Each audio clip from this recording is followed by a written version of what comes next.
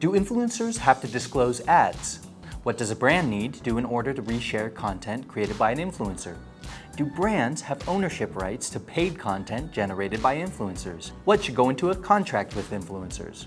These are just some of the top legal questions brands and agencies have about working with influencers nowadays. In this video, we'll explore the complicated world of social media regulation with different lawyers specialized in the field. We have collected some of the most frequently asked questions, and a selected group of lawyers will answer them. And we've also created a free ebook with many more questions to answer them for you. You can click here to download it, or in the link in the description below. You can leave more questions in this video's comment section.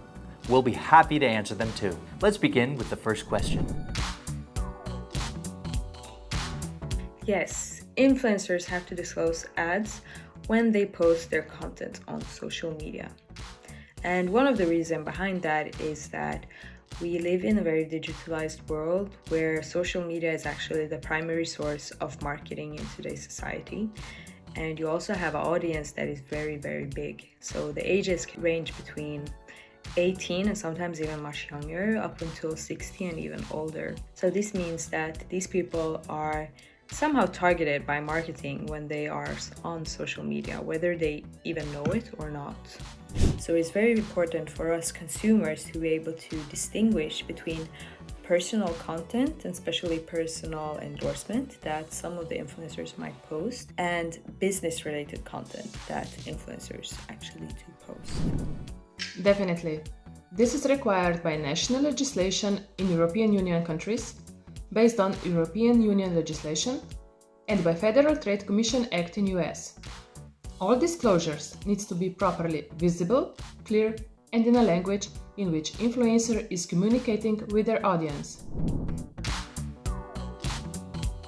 It is important to use clear language and make it visible for everyone seeing your content. This could be that you're mentioning in collaboration with GigaPay, I'm doing this, or thanks for the sponsorship, Influencity, for having me here.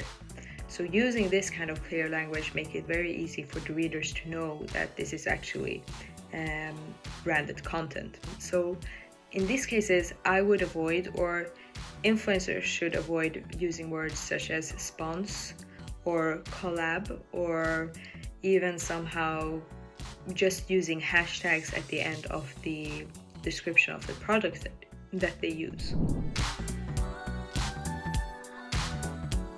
All content created in exchange for something of value, as financial payment, gift, discount, etc., must be disclosed, and the client must be revealed in the post, not just written as a hashtag client. In the European Union, the European Commission is working hard to unify basic rules for all influencers and all social media platforms. For example, the latest such initiative is the Digital Services Act, adopted in February 2024. It is the influencer's responsibility to know the rules, since influencing or making money through social media is their main occupation.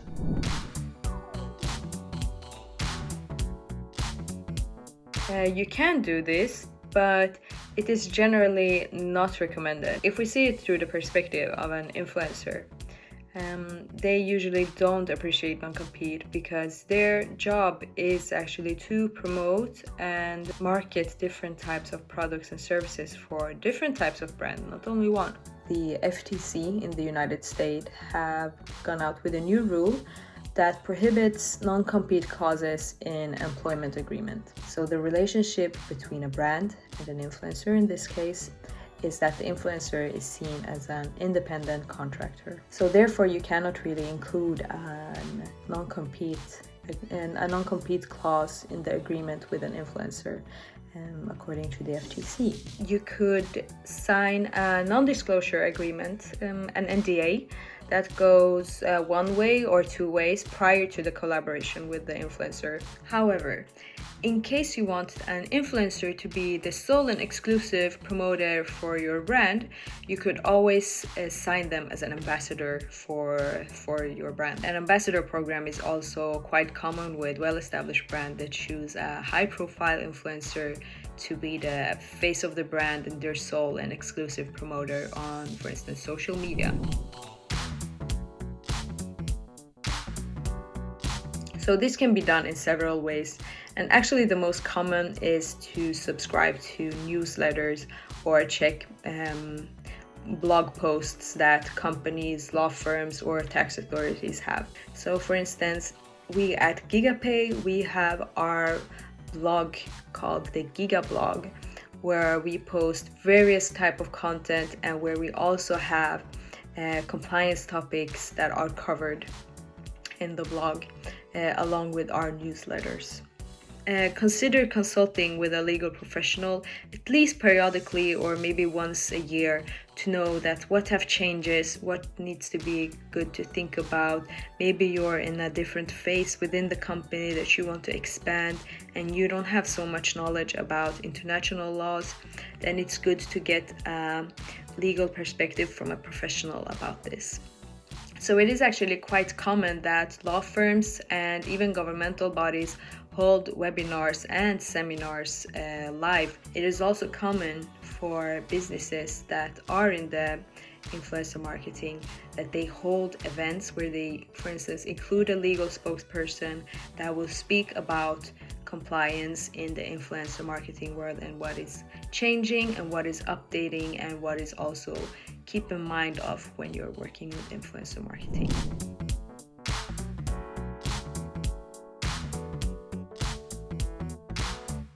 We can distinguish this in three areas: the principles of advertising, content by industry, and legal considerations. Misleading advertising and deceptive marketing techniques, including unsubstantiated claims, are forbidden.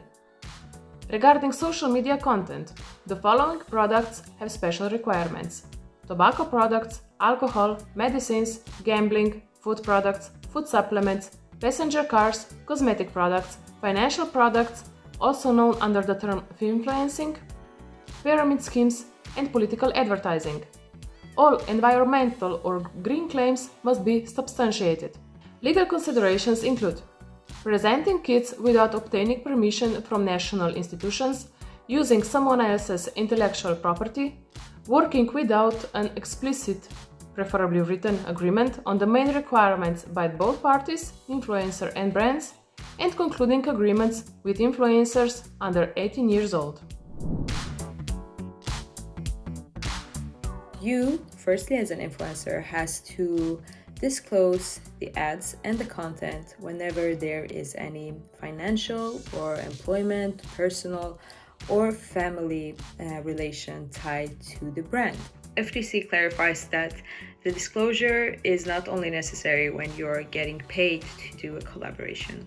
So if you are somehow getting compensated in a way through gifts, discounts, and other benefits that are mentioned in the ad, you have to disclose these kind of ads. On the other hand, this is actually important to distinguish from personal endorsement. So if you as an influencer has a favorite lip gloss that you keep buying over and over again because you really, really like it, but you have not done a collaboration with the brand and you have not getting paid to do so, then you don't have to disclose that. But what we do see now is that influencers almost always actually goes out and saying this is not an ad, just to make sure that this is not misleading the consumers.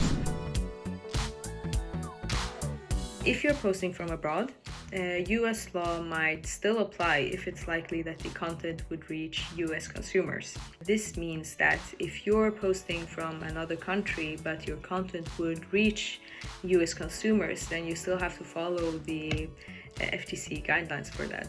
And on top of that, foreign national law might apply as well. So if you're going to promote something in another country and if it's also about a topic or a product or service you don't know so much about, it can be good to find out if there are any specific regulations regarding promoting that specific product or service.